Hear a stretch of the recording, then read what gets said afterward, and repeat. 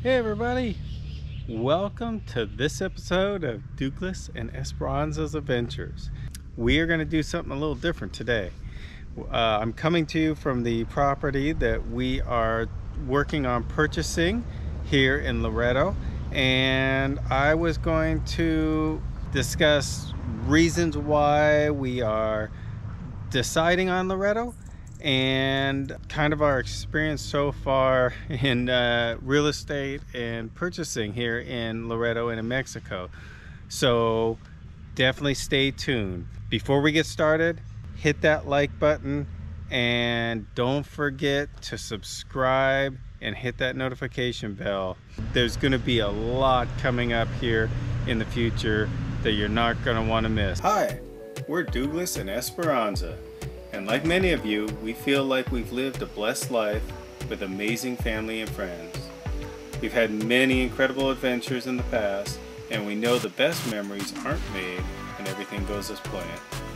We've worked hard since we were young, and after seeing people around us taken before they could enjoy their lifetime of hard work, we decided to sell everything and make our dreams a reality so that we can live before we die. Well, today, like I said, is going to be a little bit different. I actually have a script. It's not a script, it's an outline because I don't want to forget anything. Number one, why do we choose Loreto? Some of the reasons that we really like Loreto, is first, it's a small town. We weren't looking for a big city. We really didn't like Ensenada. We thought we would like Ensenada, but we really didn't like Ensenada, and a lot of that was the weather, but the other big reason was just it was it's a big city. There's a lot of people, a lot of stuff going on, and that's not what we were looking for. You do give up some stuff when you get away from the big city, in La Paz and Ensenada and Cabo and San Jose.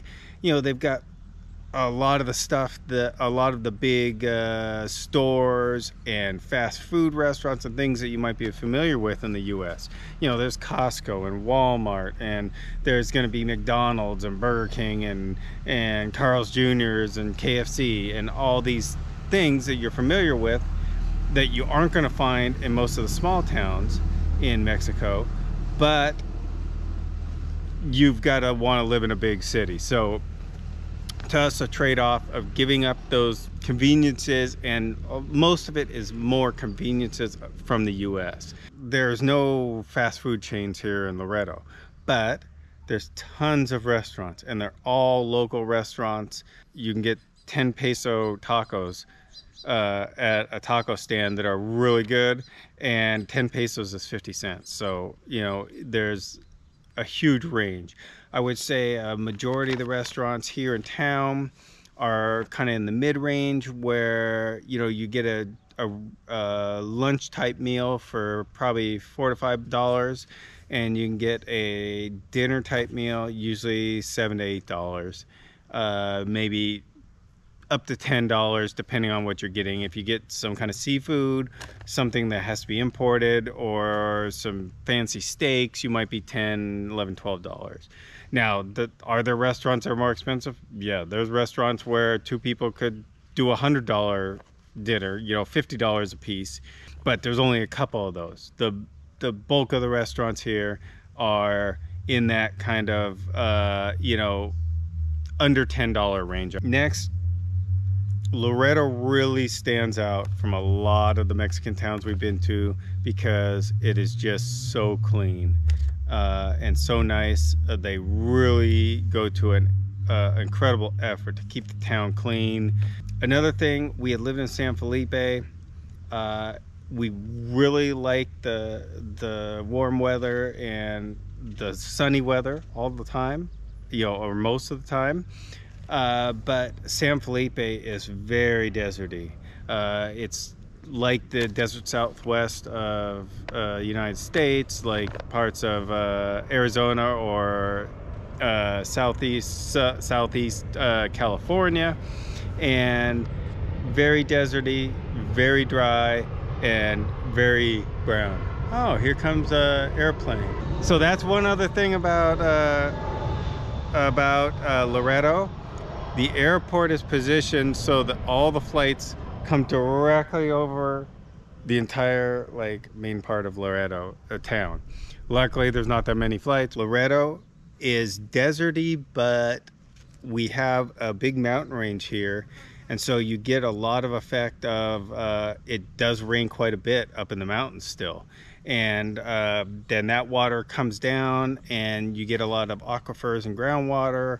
So Loreto is very green, and there's a lot of greenery. There's a lot of people that have greenery in their yards and at their houses, and you have a lot of, you know, everybody's got a mango tree, and there's a billion mangoes on them. You know, people grow citrus here, and you can grow mangoes and citrus and other stuff like that without irrigation. There's enough water just in the ground water to grow those type of trees here. So it's a little bit greener, a little bit more lush than in San Felipe.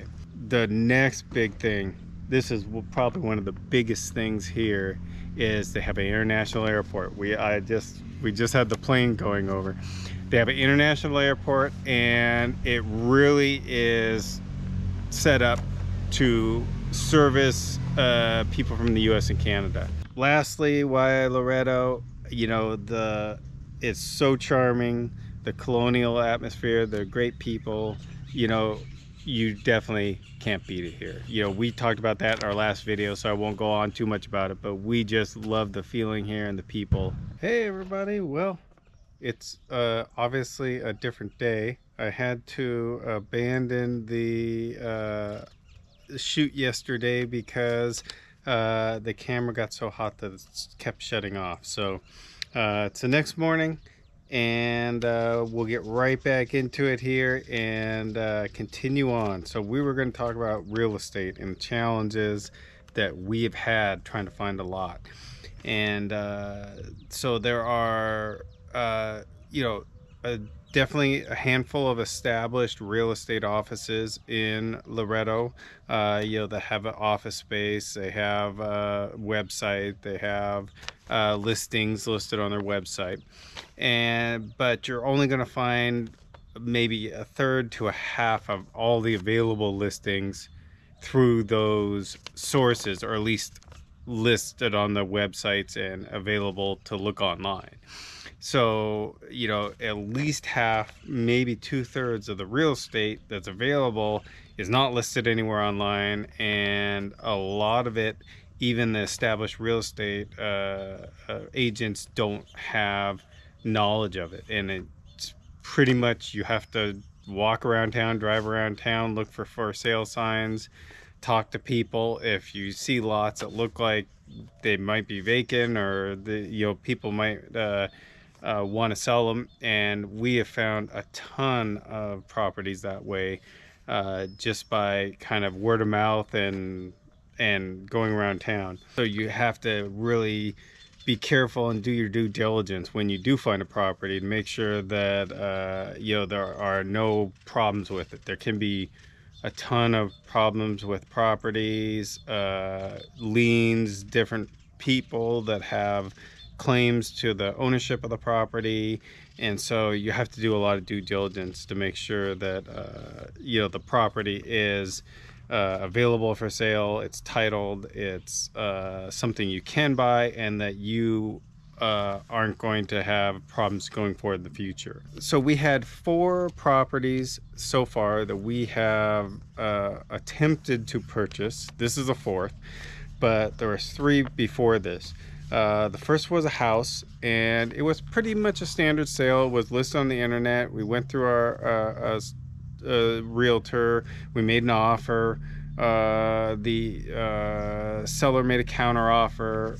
That particular property, we couldn't come to an agreement on price, and it was a property that wasn't exactly what we wanted, so we would be making quite a few concessions on what we were looking for, and we decided for us it just wasn't worth it to pay the price that the seller was willing to go down to, and so we ended up not purchasing that property. Now, the second property that we found ourselves without a realtor. It was on the Malecon, right on the water. We made a offer. We verbally got confirmation back that yes, they accepted this offer, and they were going to sell us the property.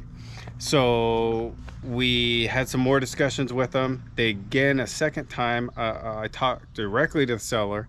The seller directly told me, yes, we'll accept that offer that you're going to make.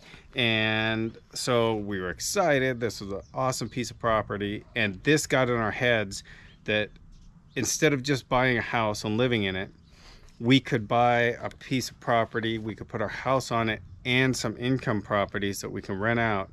And you know, there's a big demand for that here. So this kind of got us started down that track. But so we took this to the realtor we were working with, established realtor at the time.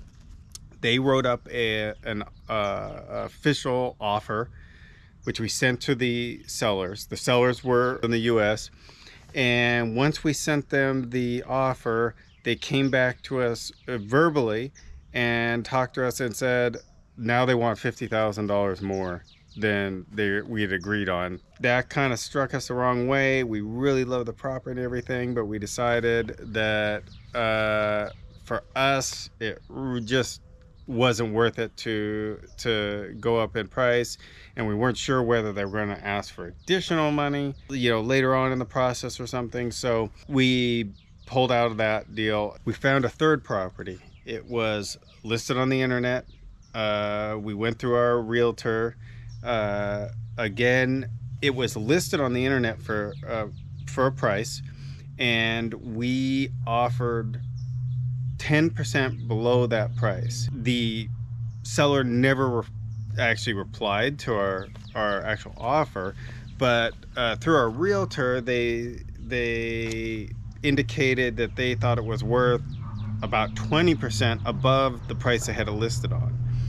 So again, we're kind of, you know, not comfortable with this, that, you know, that they're listing a property and then they're trying to increase the asking price after we made an offer, that, you know, that and there are no other offers or people bidding up the price. This isn't like, you know, a bidding war. So we ended up not going forward with that deal, and we had already found this property before that, and made contact and got some information. And initially the seller of this property, which is a 1 acre property, was asking way more than we could afford, and I think they were asking a little more than it was worth, but they're way more than we could afford. So when the third property fell through, we went back to the person who was handling the sale of this property. He's a guy who's become friends with us here. He's from the US, and he was helping the seller sell this property. He said the seller really needs to get out of this property, and that he has decided that he wants to sell it for what he has into it. So, and that was a very good deal. So now the price dropped to what we considered a really good deal. So we work with the seller, and, you know, now we've gone through the process to where we've put down earnest money, a considerable amount of earnest money, $100,000, and we're in the process of just doing all the paperwork and all the due diligence and all the work that has to be done, you know. And so we didn't go through a real estate agent, because that was one of the things that helped him lower the price, not having to pay real estate commission fees. But we decided, we were initially going to try to do all the paperwork, just the two of us, the buyer and the seller. But you really have to have somebody that knows what they're doing, do their due diligence. So we actually hired a real estate attorney, and she is going through and handling everything and doing all the paperwork. So that's where we are with this property. That's where we are. and you know, I'm gonna have an update on what we plan to do with this property. We don't want to get ahead of ourselves because we do not have our name on the deed yet. And until that happens, you know, we're cautiously optimistic, but we're really excited, and we want to bring you along with this entire process of if we get this property, taking it and building, you know, some really, you know, cool stuff on here, and going through the whole process of building in a foreign country and in Mexico, step by step. So that's going to be coming up. Thank you for watching the video. I hope everybody enjoyed it, and don't forget to live before you die.